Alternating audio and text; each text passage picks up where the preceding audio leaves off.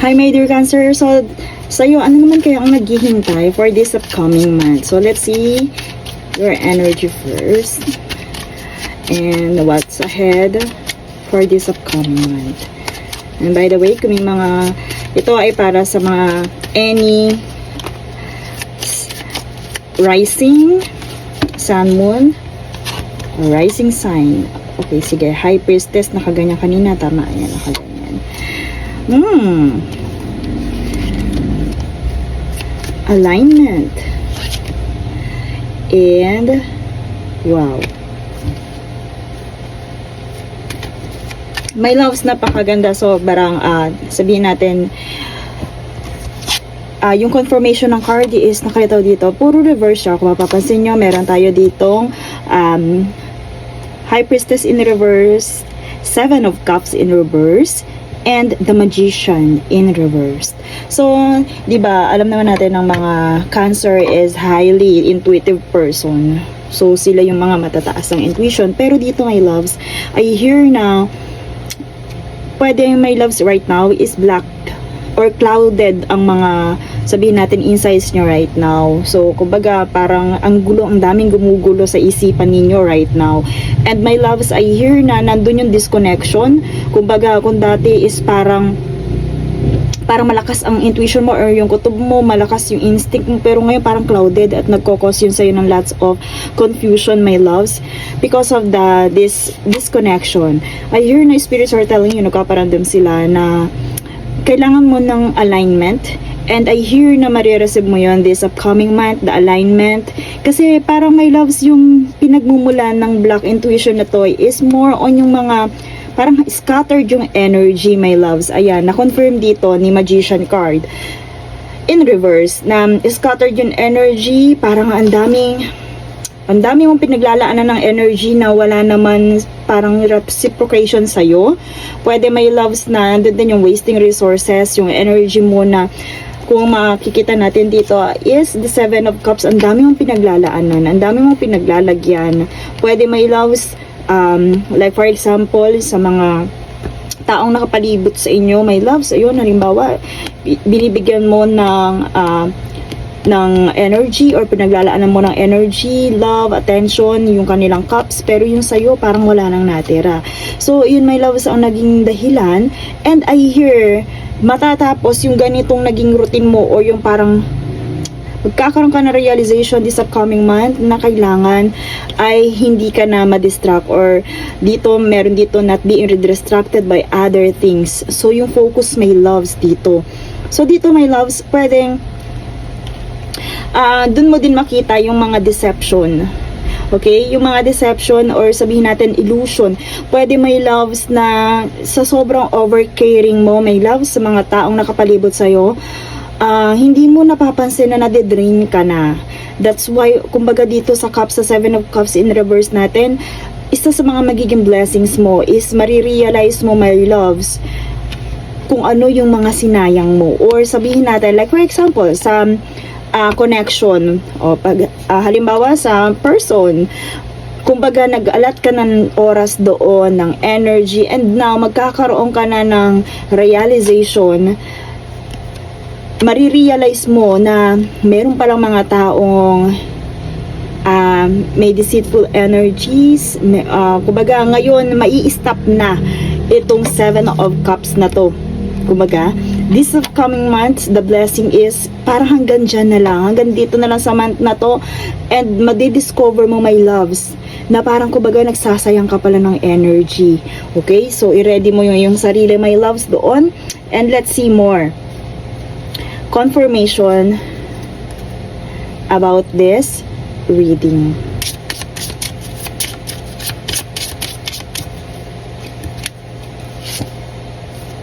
Sexuality. So, ayan, pwede, my loves, na confused ka rin. So, may other Cancers, pwede, my loves, still figuring out themselves out. Pwede nandun din yun sa clouded insights mo about your sexuality. So, pwede din some of this earth signs lumitaw. I hear na dito, bukod dito sa reverse magician, is magkakaroon ka rin din, my loves, ng pagiging grounded. pwede din may kinalaman, maging watchful ka dito sa mga earth signs na to, Taurus, Virgo, and Capricorn. Pwedeng sila din yung merong manipulative energy na isa sa pinaglaanan mo ng energy. Okay, so let's see more clarifiers about this energy.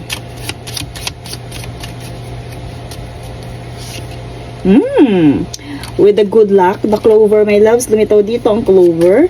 Andyan ang joy, prosperity, my loves, upcoming for you for this month, upcoming month, my loves. So, intayin mo lang. And dito, confirmation, nandun nga talaga. May doubt talaga. My loves, pwede you are someone na very blessed. Pero my loves, parang nahati-hati yun at wala nang natira sa'yo. So, my loves, dito sa time of confusion, my loves, isa sa blessing mo is marirealize mo, meron ding secret na marireveal. Okay? Merong secret na marireveal, Cancer. So, i-ready mo ang sarili mo dahil dito talaga meron kang madidiscover na parang very deceptive energy. And the book, truth. With this, the book card, so pwede yan, education din, meron ka, my loves, talaga madidiscover. Meron at merong lilitaw na katotohanan. And my loves, kung ano mga katotohanan yun, spirits are telling you na iyon ay blessings in disguise para sa'yo. So, dito, kaya mo napapanood to is for you to get ready, ihanda ang sarili, at pwede, my loves, gumawa ka na rin ng action. Dahil ito yung confirmation na clouded talaga ang iyong intuition. So, nandun ka sa time of doubt and confusion. Tingnan mo, my loves, kung tama ba yung doubt mo. Who stands near to discard and good company will make. Who stands far away, a dangerous turn. Their friendships will take. So, lumitaw dito, my loves, pwedeng may kinalaman to. Ang katabi ng garden na to is the bouquet of flowers. Pero may kinalaman din to sa relationship, my loves. From beautiful flower bouquet, happiness arises. So, not small joys, but luck in everything. My loves, with the anchor at your side, gains in trade come into faraway mistakes, and that steady love will face. My loves, pwede may kinalaman to sa relationship. Itong madidiscover mo na truth, pwede may kinalaman siya sa relationship kasi napakaganda. With this, napaka-favorable ng month mo, Cancer. Pero yun nga, isa doon sa mga kailangan paghandaan ng highlights ng month na to is yung mare-reveal na secret na may kinalaman dito sa garden and bouquet of flowers na bibigay sa'yo ng happiness right now. Kasi dito pwede the anchor, isa siya sa mga nakakapagpatigil, or pwede meron niyang something na may mabigat na humihila sa'yo para sa post mo, para magbigay ng confusion mo. So with this anchor, kumbaga andun yung bigat, andun yung pag-pause. So yun, may kinalaman nga dito sa nagiging source ng iyong happiness. Okay, so kung meron kang tanong, what is the biggest question kay spirits na masasagot this month, or pwedeng maging sagot this month? What is the biggest question kay spirit na masasagot this month? So, habang sinashuffle natin, my loves, ano yung biggest question mo na yan? Okay, trust. My loves, trust. Okay? So, dito, my loves, magtiwala ka. Kung ano man yung mangyayari na yan, my loves, blessing in disguise, kaya mo yan. Yan ay blessing. Kasi, masyado, kumbaga, you are very nurturing. So, sabihin natin, baka masyado ng nagagamit yun, my loves. That's why sa spirits, parang nagpaparamdam na siya na i-guide ka. Dahil right now, hindi mo nakikita pwedeng hindi mo nararamdaman yung ginagawa sa ila. For example, scenario, parang kumbaga nasasamantala ka na, resources, energy, pero hindi pala yun yung right one or yung mga taong dapat mong paglaanan. Okay? And that's all for your reading, Cancer. Thank you so much and see you in my next one. hello my loves, Gemini. So, what's ahead for you? So, this is your monthly reading, my loves. So, kung hindi ka pa nakasubscribe, my love, subscribe ka na. And don't forget to share this live para sa iyong mga fellow Gemini, Sun, Moon, and Rising sign. So, ano bang energy ang meron dito kay Gemini?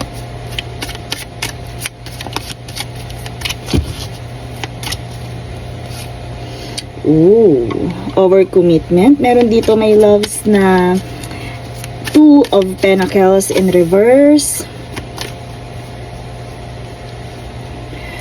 Meron dito, my loves, na King of Cups upright. And meron din na Knight of Wands. Very favorable and positive ng mga cards mo, Gemini. So, kumbaga dito, with the Two of Pentacles in reverse, pag kasi upright yan, my loves, nandun yung pagsasalawahan or limbo energy. And since na ito ay, kumbaga, reverse siya.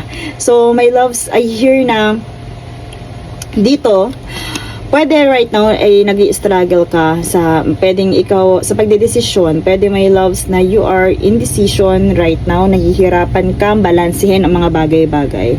So I hear, my loves, yung pagiging overcommitted mo, kung paano ibabalanse yan, iyon yung nagiging dahilan kung bakit parang masyado kang nahihirapan, my loves, nahihirapan ka mag-commit.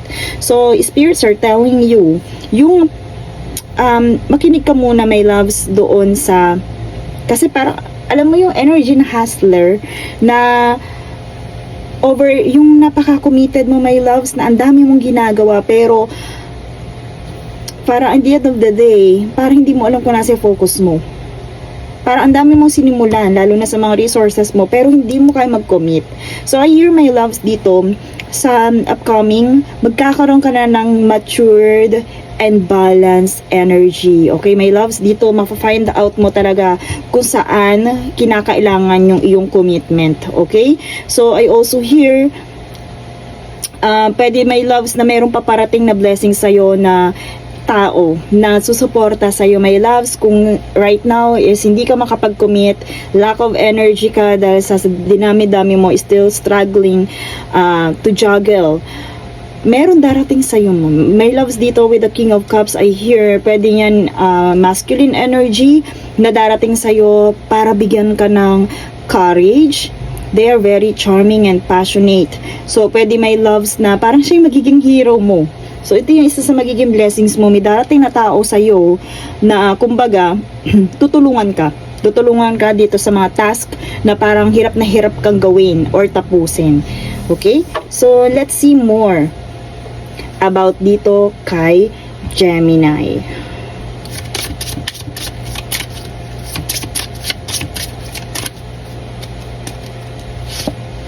Oh, Mercury retrograde. Ayan, my loves. Eto ha, isang nagparamdam dito si Mercury retrograde, my loves. Pwede, my loves, kaya ka nahihirapan mag-juggle, my loves, or gawin nyo mag-commit. Kasi, my loves, pwede may sinimulan ka during Mercury retrograde.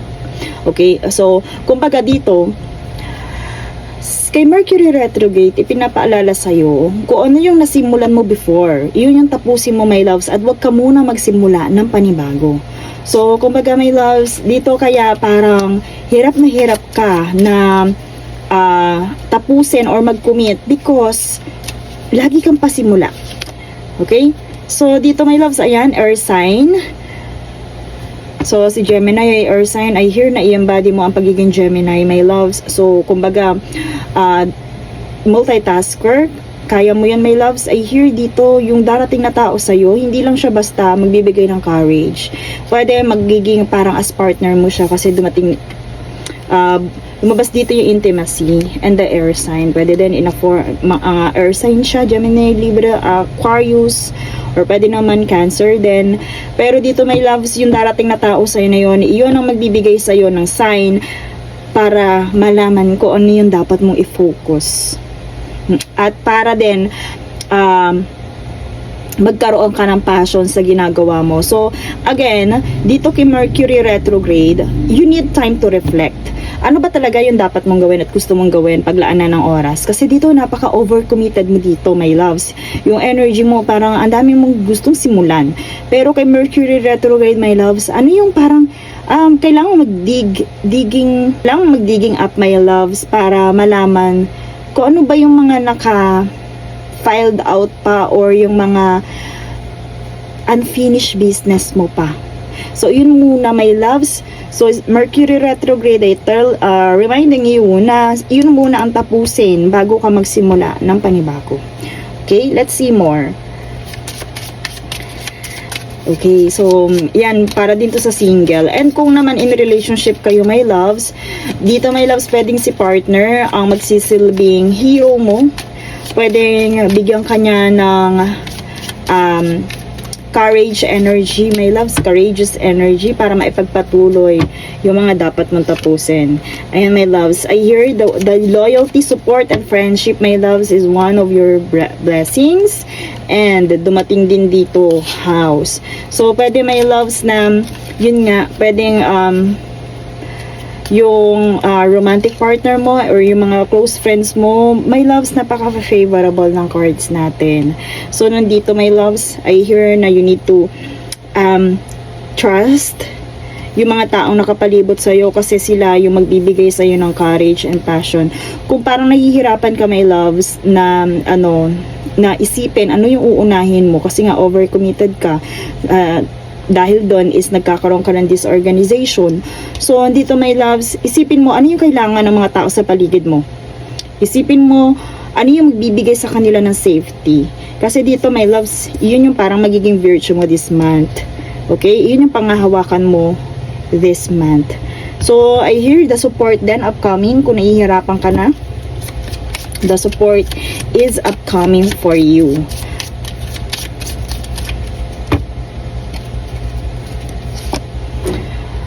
Okay, the Herald. So, meron dito, my loves, it's best stays out of your way. Biglang lumitaw dito yung Herald, my loves.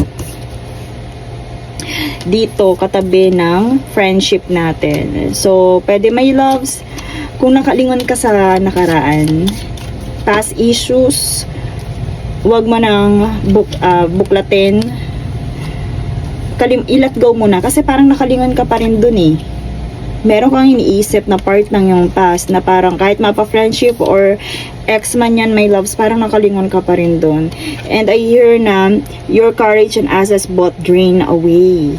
Kung patuloy kang lilingon dun, my loves, all of this happens without any delay. So, dito, my loves, the mountain, andito din ang mountain, my loves, is a foe and a cause for you to grieve. If not true and smart friend, these problems will help relieve. Okay, so dito, my loves, as I hear sa house, pwede ito yung may merong magkakos dito sa house mo ng parang sabihin natin sadness and pain like this mountain. So, yun, my loves, yung isa sa darating sa'yo ngayong month.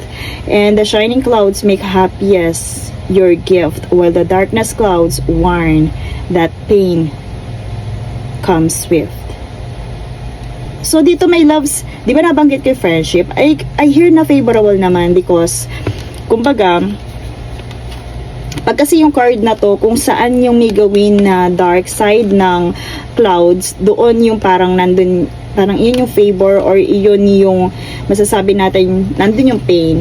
Pero since na yung light ng clouds ay nandito sa may mountain, so kumbaga wala namang magiging problem when it comes to friendship or sa mga kasama sa bahay.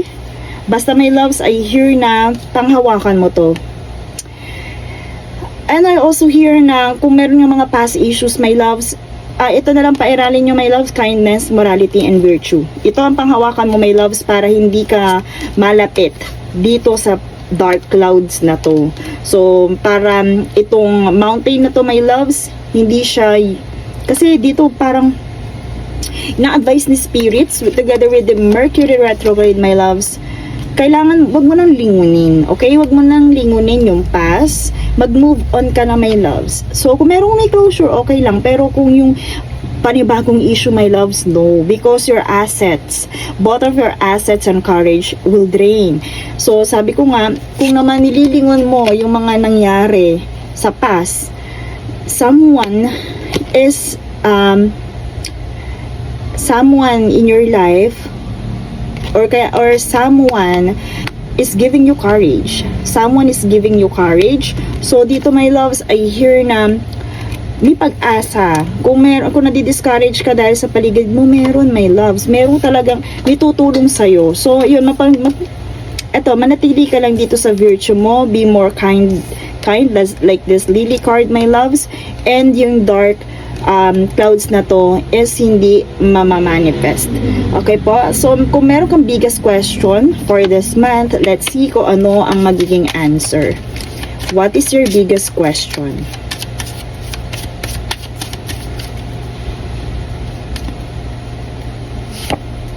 Okay. So, ask for help from others. My loves, pwede talaga dito yan sa Two of Pentacles natin, kaya ka parang overcommitted. Parang nandun yung sabihin natin, inability to commit something because nahihirapan ka na humingi ng tulong. Okay? So that's why spirits are telling you, pinapaalala sa'yo, nandito ang iyong friends, nandito ang iyong family, my loves, at may tao din na parang ready magbigay sa'yo ng courage, inspire ka. Sabi ko nga, kung hindi ka in relationship, pwede darating yan. At kung in relationship ka, my loves, tingnan mo yung partner mo kung paano ka ina-encourage. And that's all for your reading for this upcoming month. See you in my next one.